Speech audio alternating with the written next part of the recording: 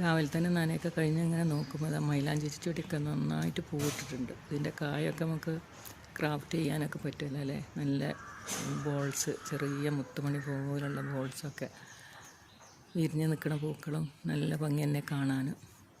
പിന്നെ ഇന്നത്തെ എൻ്റെ ചെറിയൊരു മെസ്സേജ് എന്താണെന്ന് വെച്ചാൽ, ഇത് പച്ചമുളകൊക്കെ നല്ലോണം കായ്ച്ച് നിൽക്കുന്നുണ്ട് കേട്ടോ, ഇത് കാണാനില്ലേ. അപ്പോൾ ഇതിനങ്ങ് വിത്തൊന്നും ഇല്ലയെന്നുണ്ടെങ്കിൽ നമുക്ക് കമ്പൊക്കെ നട്ട് കൊടുത്തിട്ട് ഉണ്ടാക്കാം കേട്ടോ. വേണ്ടിയില്ലേ, കമ്പ് എന്താ പറയുക, നട്ട് കൊടുത്തിട്ട് ഉണ്ടായതാണിത്. വേണ്ടിയില്ല, വേരൊക്കെ പിടിച്ച് വന്നിട്ടുണ്ട്. അപ്പോൾ ഇതിൻ്റെ കളയൊന്നും ഞാൻ പറിച്ച് കളഞ്ഞിട്ടില്ല, കാരണമേ ഉള്ളൂ. വല്ലാതെ വളം കൊടുത്തിട്ടുണ്ടെങ്കിൽ ചീഞ്ഞ് പോകാനൊക്കെ സാധ്യത ഉണ്ട്. അപ്പോൾ ഇതുപോലെയൊക്കെ കമ്പ് കുത്തിയിട്ട് ഉണ്ടാക്കിയിട്ടുണ്ടെങ്കിൽ അത് കമൻറ്റ് ചെയ്യാൻ മറക്കരുത് കേട്ടോ. ഇത് പച്ച, അത്യാവശ്യം വലിപ്പമുള്ള, നല്ല വെയിലല്ലേ ഇപ്പോൾ. അപ്പോൾ ഇങ്ങനെയൊക്കെ കരുതി വെച്ചിട്ടുണ്ടെങ്കിൽ നല്ല മരമായിട്ട് തന്നെ വളരും.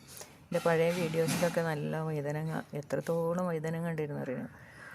ഇപ്പോൾ വഴുതനങ്ങയൊന്നുമില്ല, ഒക്കെ നശിച്ചു പോയി. അപ്പോൾ ഇങ്ങനെ രണ്ടാമത് ഇങ്ങനെ ഉണ്ടാക്കി കൊണ്ടുവരികയാണ്.